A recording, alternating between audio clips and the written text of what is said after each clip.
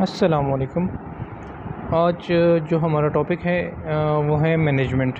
ठीक है, और इस वीडियो को एंड तक देखिएगा और इसमें हम मैनेजमेंट के फंक्शंस भी डिस्कस करेंगे। मैनेजमेंट क्या है और इंट्रोडक्शन क्या है, मैनेजर्स क्या होते हैं, ये सब चीज़ें हम इस वीडियो में डिस्कस करेंगे। और ये टॉपिक मैंने मैनेजमेंट की बुक स्टीफन रॉबिन्स की 10th एडिशन से उठाया हुआ है।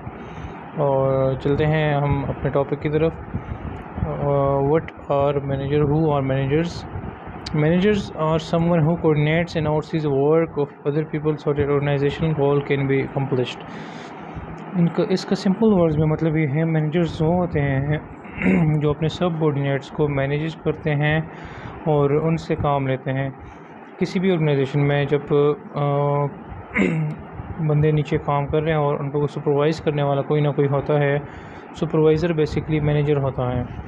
सुपरवाइज़र जो होते हैं उनसे काम लेते हैं, उनको काम बताता है आपने इस तरह काम करना है, राइट पर्सन को राइट प्लेस पे लगाता है और उनसे काम लेता है इफ़ेक्टिवली और एफिशिएंटली।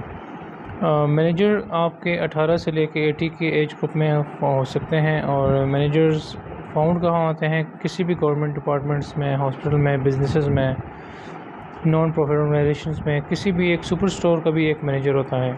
कोई मार्ट होता है तो उसमें भी कोई ना कोई मैनेजर होता है। ये मैनेजरियल लेवल्स होते हैं। जो सबसे टॉप मैनेजर होते हैं वो हमारे बोर्ड ऑफ डायरेक्टर्स में आ जाते हैं। ठीक है, जिस तरह ट्रायंगल में शो कर रहा है कि वो इनकी क्वांटिटी बहुत कम होती है। मतलब सम टाइम ऐसा भी होता है कि सिर्फ टॉप मैनेजमेंट में हमारा एक ही बंदा हो जो हमारा बोर्ड ऑफ डायरेक्टर में होता है। इस तरह स्मॉल फिल्म्स का ओनर हो, किसी भी मार्ट का ओनर होता है तो उसके टॉप मैनेजर में आ जाते हैं। इसके बाद हमारा मिडिल मैनेजर्स में वो मैनेजर्स होते हैं जो फर्स्ट लाइन मैनेजर्स और टॉप मैनेजर के बीच में एक मीडियम का काम करते हैं, उनको आपस में लिंक करते हैं, मैसेजेस कन्वे करते हैं। वो फर्स्ट लाइन मैनेजर्स को इंस्ट्रक्शन देते हैं कि उन्होंने नॉन मैनेजरियल्स एम्प्लॉयज़ में से काम कैसे लेना है। सिमिलरली फर्स्ट लाइन मैनेजर जो होते हैं वो सबऑर्डिनेट्स होते हैं मिडिल मैनेजर्स के। और सबसे लास्ट में जो हमारा स्टाफ आता है, जो एम्प्लॉयज़, जो काम वर्क फोर्स होती है, वो हमारी नॉन मैनेजरियल एम्प्लॉयज़ होती हैं। क्लासिफिकेशन में सबसे पहले हम फर्स्ट लाइन मैनेजर्स को देखते हैं। Individual who manage the work of non managerial employees. First line managers वो इंडिविजुअल होता है जो नॉन मैनेजरियल एम्प्लॉयज़ के वर्क को मैनेज करता है। जिस तरह कोई भी आपका शिफ्ट मैनेजर हो गया या डिस्ट्रिक्ट मैनेजर्स हो गए, डिपार्टमेंट के मैनेजर हो गए, किसी भी ऑफिस में एक मैनेजर हो गया, या सुपरवाइज़र भी इसको हम कह सकते हैं। ठीक है, इसके बाद हमारे आ जाते हैं middle managers. Individual who manages the work of first line manager. वो इंडिविजुअल जो फर्स्ट लाइन मैनेजर्स को बताते हैं कि आपने ये काम करना है, आपने इसको ऐसे करना है, मतलब जो मैनेज करते हैं फर्स्ट लाइन मैनेजर्स को, वो हमारे आ जाते हैं मिडिल मैनेजर। इसकी एग्जांपल्स में हमारे पास रीजनल मैनेजर आ जाते हैं, प्रोजेक्ट लीडर आ जाते हैं, स्टोर मैनेजर आ जाता है, या डिवीज़न मैनेजर आ जाता है। इसके सबसे बाद हमारे पास आ जाता है टॉप मैनेजर्स। टॉप मैनेजर्स वो इंडिविजुअल होते हैं who are responsible for making organizational wide decision and establishment plan and goals that affect the entire organization. Top managers हमारे ओवरऑल ऑर्गेनाइजेशन को मैनेज कर रहे हैं, पूरे ऑर्गेनाइजेशंस के वो गोल्स डिफ़ाइन कर रहे हैं। जो ऑर्गेनाइजेशनल गोल्स होते हैं, जो हमारे प्लान्स होते हैं और हमारे ऑब्जेक्टिव्स होते हैं, वो सारे हमारे टॉप मैनेजर डिफ़ाइन कर रहे होते हैं। इसमें हमारे एग्जीक्यूटिव वाइस प्रेसिडेंट आ जाते हैं, प्रेसिडेंट आ जाते हैं, मैनेजिंग डायरेक्टर भी आ जाते हैं, chief operating officer, chief executive officer, ये CEO हमारे सारे टॉप मैनेजर्स में ही आते हैं। इसके बाद मैनेजमेंट क्या है? Management involves coordinating and overseeing the work activities of others so that their activities are completed efficiently and effectively. Management का मतलब है आप दूसरों की एक्टिविटीज़ देखते हैं कि वो उन एक्टिविटीज़ को किस तरह कंप्लीट करते हैं, क्या वो एफिशिएंटली और इफ़ेक्टिवली।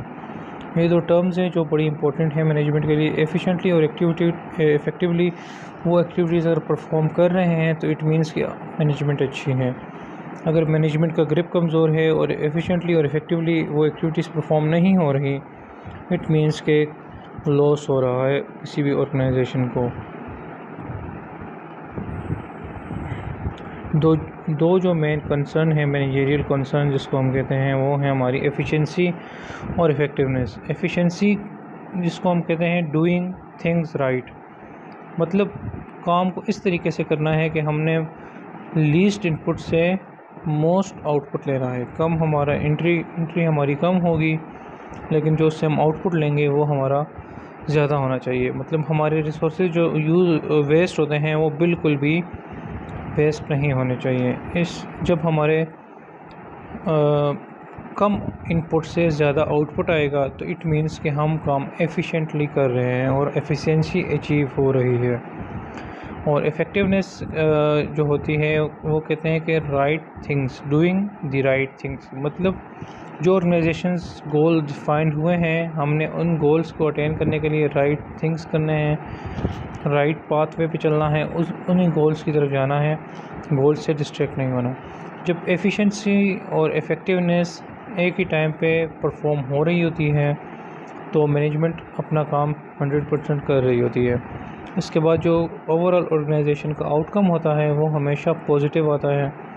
हमेशा यही होता है कि उनकी जो प्रोडक्शन होती है, प्रोडक्शन लेवल होता है, वो हमेशा इम्प्रूव रहता है। इस तरह यहाँ पे एफिशिएंसी का मतलब आता है रिसोर्स यूसेज हमारी बिल्कुल इस तरह होनी चाहिए कि वेस्ट बिल्कुल कम हो। और इफ़ेक्टिवनेस जो होती है वो बिल्कुल जो एंड गोल होता है, जो हमने गोल रखा है वो हमने अचीव करना है, आधे में हमने काम को नहीं छोड़ना। लो रिसोर्स वेस्ट में हाई एफिशिएंसी आ जाती है और हाई गोल अटेनमेंट, मतलब गोल जब हम अचीव कर रहे होते हैं उसमें हमारी हाई इफ़ेक्टिवनेस आ जाती है। फ्रेंड्स, इस वीडियो में हम इतना ही डिस्कस करेंगे और जो फर्दर इस टॉपिक में हम डिस्कशन करेंगे और उसके लिए आप मेरी नेक्स्ट वीडियो का वेट करें। इंशाल्लाह वो भी सून अपलोड हो जाएगी। और अगर आपने मेरा चैनल अभी तक सब्सक्राइब नहीं किया तो काइंडली चैनल को सब्सक्राइब कर लें। इस चैनल पे मज़ीद इसी तरह की एजुकेशन से रिलेटेड वीडियो अपलोड होती रहेंगी। तब तक के लिए अल्लाह हाफ़िज़।